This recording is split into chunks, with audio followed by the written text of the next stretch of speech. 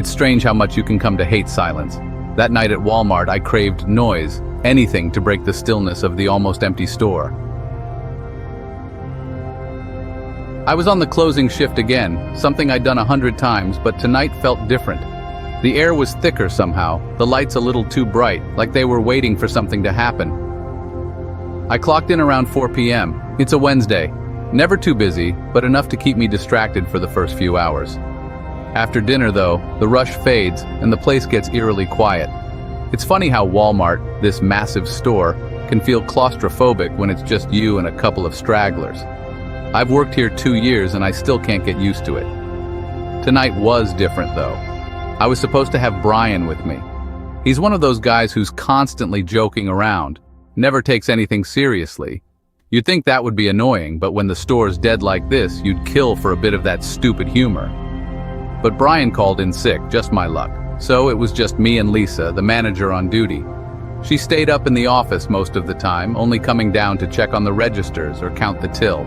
The night was dragging, and I was ready to go home, counting the minutes on the clock, just hoping the last few shoppers would head out soon. By 10:30, most of the people were gone, except for one guy I'd noticed earlier. He looked like he was in his late 40s, maybe early 50s. Gray hair, scruffy clothes, probably someone who didn't come to Walmart often. The kind of customer who spends hours in the store but buys nothing in the end. I saw him hovering around the grocery aisles holding an empty basket, just walking back and forth. He didn't look confused, more like hesitant. Like he didn't want to leave but wasn't buying anything either. At first I didn't think much of it. You see all types in a place like this. But around 11:30, when the store was almost empty and I saw him still wandering the aisles with the same empty basket, something felt off. "Hey man," I called out, doing my best to sound casual as I walked toward him. "We're closing in half an hour. Can I help you find something?" He turned to look at me, his eyes wide, too wide, like he wasn't sure how to react. But he smiled, sort of. It wasn't a friendly smile, more like a half smirk that didn't quite reach his eyes. "Just looking," he muttered, turning back to the shelf like I hadn't even spoken. I nodded, not really knowing what else to say. People get weird in places like Walmart late at night. Maybe he was just lonely or bored. Either way, I let him be and continued checking the other aisles, doing my best to push the weird interaction out of my mind. By 11:45, the announcement started over the PA system. "Attention Walmart shoppers, the store will be closing in 15 minutes. I did a final sweep to make sure everything was in order before locking up. The guy was still there, only now he was in the electronics section, just standing in front of the TVs.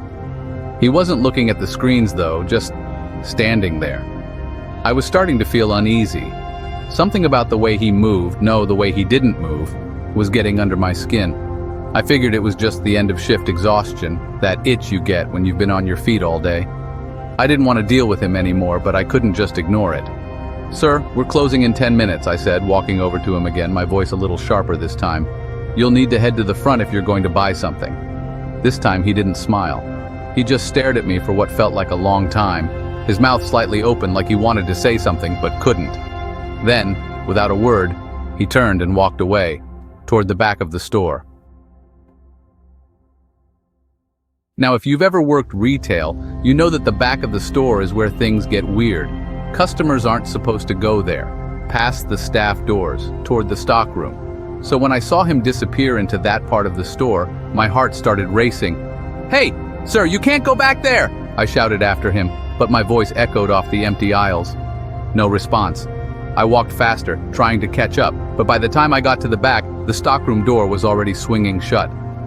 I stood there for a second, staring at the door, unsure if I should follow.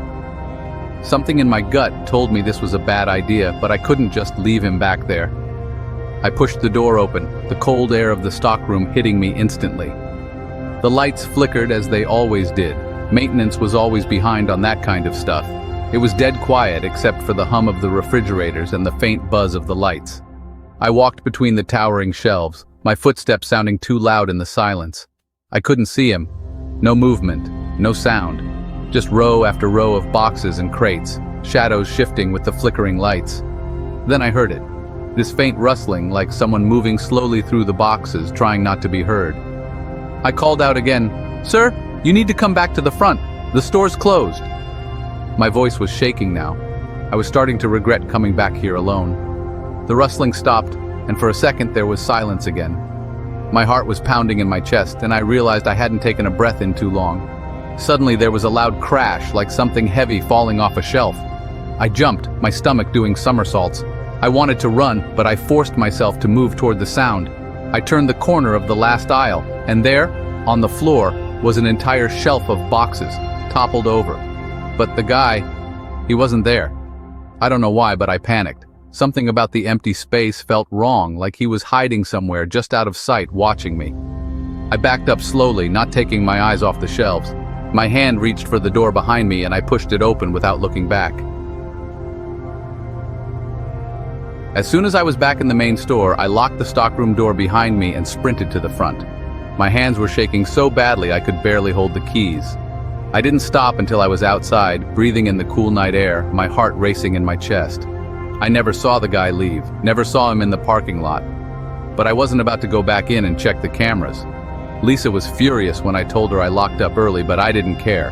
Whatever that was, whoever that was, I wasn't going back in. That was my last closing shift. After that, I asked for mornings, and I've never closed again.